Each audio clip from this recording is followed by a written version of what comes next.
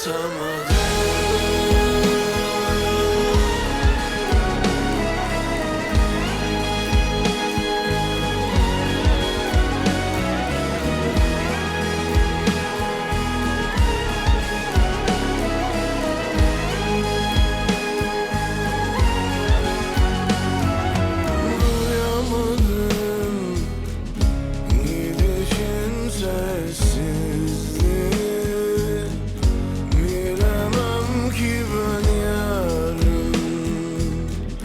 Sessizce döner misin? Sanmam ki, belki de yanlıştı doğrularım. Aşkını, sevgini sormadım.